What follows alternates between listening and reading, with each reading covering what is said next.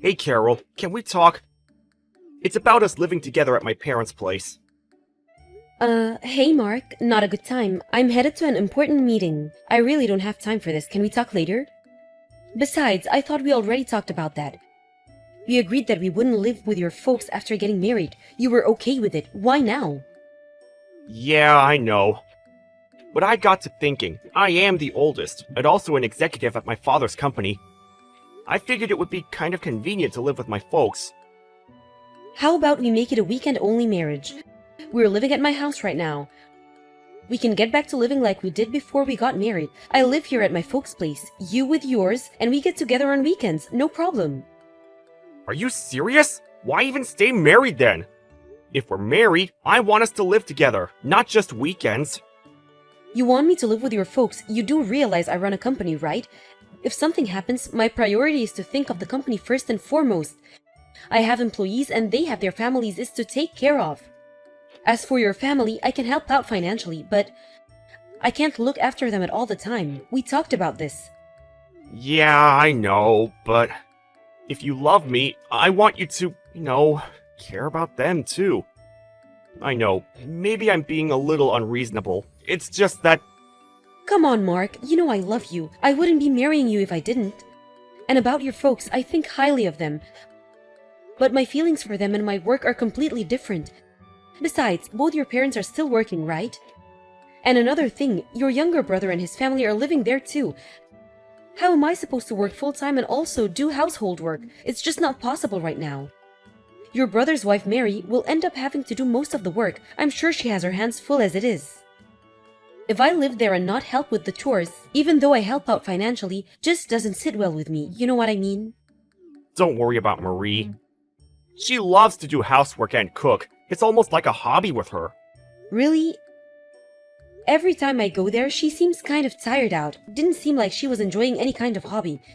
Another thing I noticed was that your parents are always pretty well dressed, but Mary is always in, I wouldn't say rags, but close to it.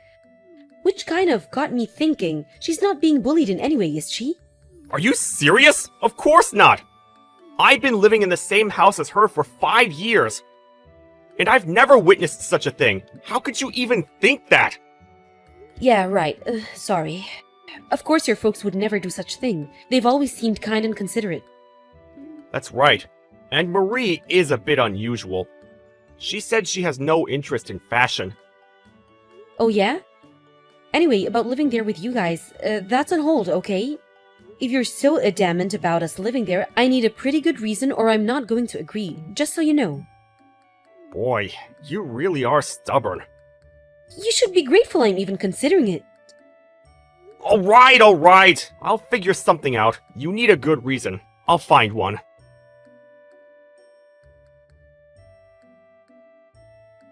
I'm sorry to contact you so late. This is about you guys living with us. Are you still up? Oh, hi Mary. No problem, what's up? Pretty late. Been working late? Sorry I contacted you earlier out of the blue. I guess you were tired up. No problem. I was sort of busy with work and household chores. I wanted to contact you earlier. I see. Are you okay? You're not overworked or anything, are you? I'm fine. Pretty used to it by now. About you guys living here, Mark said that he wants you to live here with us soon. I really don't think you should go through with it. Huh? Excuse me? What do you mean? Can you elaborate if you don't mind? I'll explain, but could you not tell Mark that I talked to you about this? I'd appreciate it. Yes, of course. Besides, I contacted you without Mark's knowledge anyway. I came to this house about 5 years ago, as you probably know. Ever since then, I've been working non-stop and no days off at all, 24 hours a day, 7 days a week.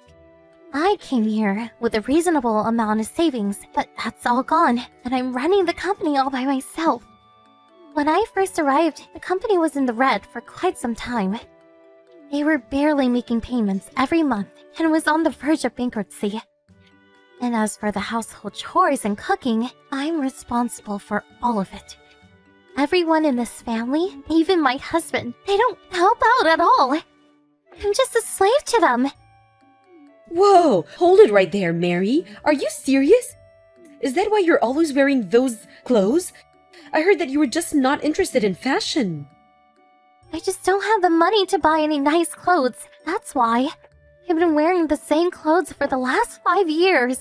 I couldn't afford to buy anything new ever since I arrived here. But the other family members seem to be indulging themselves. I'm sure you've noticed.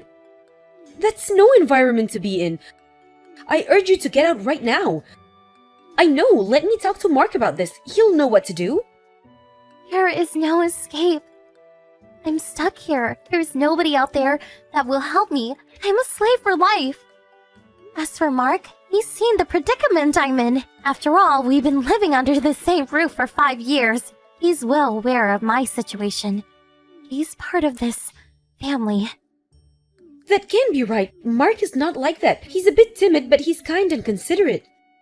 And about me living there with them, I figured his mom was nagging him about it. That's all a front. Mark is only acting kind and considerate. You may not believe me, but What is it? I heard that you lost your parents a while back. They find people in situations like yours, create an environment where you have nowhere else to go, and entrap you and use you as they please. That's what they did to me, and they succeeded for 5 years, so they figured they needed another slave. Actually, I heard them talking about it. And you also own your own company. I'm sure that once you move in with them, they take everything, rob you blind. But you still have a chance. I urge you to cut all ties. Get away from these people as soon as possible. I'll be okay. I've given up any hope of escape. No, you can't be serious. I can't leave you there all alone. Let's escape together. That's good and all, but there's nowhere else to escape to. Even if you go to the police, they will do nothing. They'll just say it's a family matter and nothing will be done. Well, in that case, I help you escape. Huh? Seriously? If you had not confided in me, I would have moved in with you. You saved me from grief. Now it's my turn to save you. Even if I didn't end up living with him, they may have found a way to rip me off. I'm sure of it. You were there for 5 long years. Thanks for warning me about them. So don't worry, Mary. You're in luck. I'm on your side, and we'll figure out how to get out of this awful mess. Carol, are you being straight with me? Do you really believe what I'm telling you? I always thought it was sort of strange. I don't know how to pout this, but you just seemed so out of place there. When I ask Mark, he never really gives me a straight answer. And the fact that he keeps breaking his promise and insisting that we all live under one roof, I started to get suspicious. So when you told me about this, I was actually not all surprised. Besides, if I don't believe you, how am I supposed to rescue you, right? I have a confession to make, Carol. I was thinking that if you did eventually move in, my life would become a bit easier. That they would focus on you, and it would ease my pain. I'm sorry. Then why didn't you tell me the truth? Why did you warn me? Well, when you came to the house those few times, you were so kind to me. Nobody has ever been so kind to me for so long. I was just so happy that someone out there cared for me. That's when I realized that nobody else should endure such pain, that this should end with me. You're a strong and intelligent woman, that's for sure. I want you to pay back for telling me the truth about them. I'm going to get you out of there. I guess we are not very good at picking guys, but we are way better than those people. Let's put our heads together and give them a taste of their own medicine. What you say?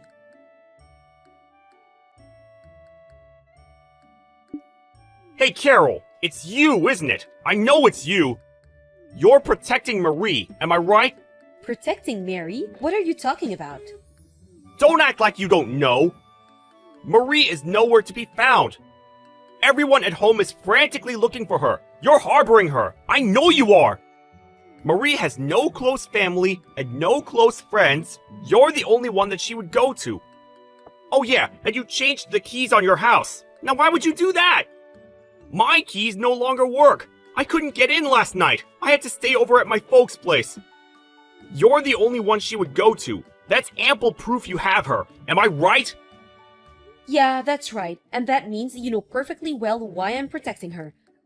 I almost fell for your dirty trick, Mark.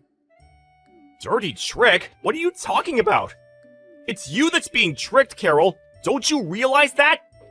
Marie is mentally deranged. She's had mental problems ever since she arrived 5 years ago. Don't go believing everything she says. She's making all of it up. That's my decision whether I believe her or not. I had no intention of relying on your financial support, so I had no interest about how your family company was doing. But it looks like the company is not doing very well. But when I met you at the business party last year, you were all decked out in an expensive suit, and that Rolex, how much did that cost? You bought all that with money borrowed through Mary's name? Is that true? You're really pathetic, Mark. I wasn't smart either, coned by the likes of you. I bought that suit myself, and I've had that watch for ages. Then why is Mary always dressed in complete rags? Can you answer that? She says she's just like any other woman. She loves fashion and even wants to go to a hairstylist one of these days. Why did you lie about all that? You even said that house chores was her hobby. Were you serious? So you're going to believe someone like Marie, who you hardly even know, and not me, your husband? You've completely lost your marbles, Carol! Lost my marbles? It's your family that's crazy. You approached me knowing full well that I had no family, my parents passed years ago, and that I owned my own company, the Perfect Pre. But I'm sorry to disappoint you. I may not have a family, but I have plenty of friends and employees that respect me and would do anything for me. You picked on the wrong person, buddy. Oh, by the way, our marriage is over. I filed for divorce today. Well, so be it! You turned out to be just another no-good bimbo with money! It was a big mistake marrying you anyway. I'm glad I can get rid of you. And thanks for getting rid of the debt-ridden little floozy you're harboring. Saved us the trouble of getting rid of her. We're already planning to find another perfect woman for our needs. We don't need a couple of losers. Marie's served her purpose. Good riddance to her. But I expect something in return, that I get my share of your assets. I have the right to all the savings in your account. We were married after all. A wolf is sheep's clothing, finally revealing your fangs. Oh, and about Mary, I'm going to demand that you pay her compensation for all the years that you guys abused her. My lawyers are working on the details, so be on the lookout for that. As for our joint account, well, that was like for 2 months or so, not much there, so do as you like. Most of it will probably be gone by the time you pay of Mary. Why do I even have to pay compensation to her? She's not my wife! You said it yourself, Mark. You said she was mentally unstable. So I had a psychiatrist examine her, and it seems she was affected by all the abuse your family reaped on her. Mentally, she's sound, but emotionally, that's another story. I have a full report from the doctor that examined her. To make a long story short, she's suing you and your family for emotional distress. Did you know that you can get compensation for stuff like that? I had no idea. There's no proof that we caused her to become emotionally unstable! Why do you think I'm divorcing you? You really think I didn't do a little preparation before deciding to divorce you? I had Mary record as much conversation as she could while she was at your house. When we deemed it etiquette, I got her out of there and over to my place. Bet you had no idea. I heard all the recordings, and there was plenty there. Your family talking about me and how you guys were going to rob me blind and enslave me. I wouldn't be surprised if you guys even saw some jail time. Oh yeah, and one more thing. I'm going to have a friend at a major magazine to publish all this, so this never happens again. And I really wouldn't do anything stupid going forward. Excuse me? Are you out of your frigging mind? Magazine? What magazine would write about some boring family? You make us sound like the Manson family or something. Do you really run a company, Mark? You really should keep up with the times. Magazines are hand up for stories. Their sales have dropped. Everyone is reading stuff online. Most major magazines will write a story if we pay them enough. We could spruce it up any way we want. Give it a title like, Let's See, I Was a Slave for 5 Years or something like that. Or maybe The Evil Family. That would draw plenty of readers. You're really going to go that far, huh? But I know you. You won't do anything. You'll just end up hurting your own business. That's what you're most concerned about anyway. Oh, I will go through with it. You can count on it. As a matter of fact, I really met with the chief editor. If I can help more girls, it's money well spent. The whole world will probably not even hear about it, but if enough people in the community read about it, well, you can imagine the backlash, I'm sure.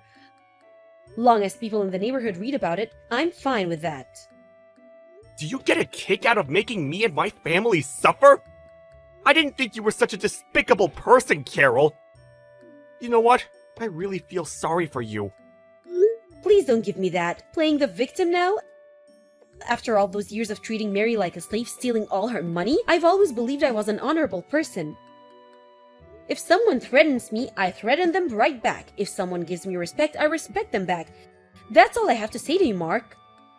Come on, Carol. It's not if I treated Marie that way because I wanted to. My folks made me do it. I had no way to refuse. You know how they are. I'm glad that there's even a tiny bit of remorse left in you. Does that mean you're going to forgive me? Let's start over. What do you say?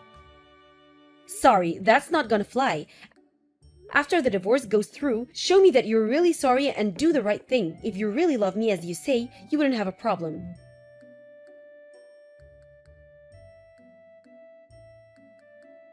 First off, about Mary, a lawyer drew up all the papers and her divorce went through without a hitch. The recordings certainly helped. And with all the evidence, she was able to get a fair amount of compensation for the years of abuse she endured. Mark was able to get half of our savings account and few joint assets, and with all that money the family paid Mary her due. I doubt there was much left for Mark. Mary continued with her meeting with her doctor and gradually seemed to be recovering from her emotional trauma. Currently, she's staying with me and I told her she should just relax, but she insisted on helping me around the house. She even helped me with my business. I can never forgive that family for abusing and traumatizing such a kind and considerate woman like Mary. The ordeal with Mark's family made it into the magazine and they were the talk of the town, in a totally negative way, of course. It seems the company went bankrupt and their house was foreclosed. That magazine article really tore the family apart, it seems. I heard that they all went their separate ways. They've always relied on each other for survival, and now the family is no more. I wonder how they will survive.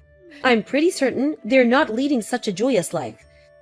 Some other family is living there right now. As for all the family members, they sort of disappeared into the night, kind of fighting for them. As for Mary and I, we're currently living together and to be honest, really enjoying ourselves. This house my folks left me is way too big for me alone. Anyway, it's as if I inherited a young sister. For a while, I was a bit depressed, figured I was just not fit for marriage. But I was able to rescue Mary because I was married to Mark. That's something, isn't it?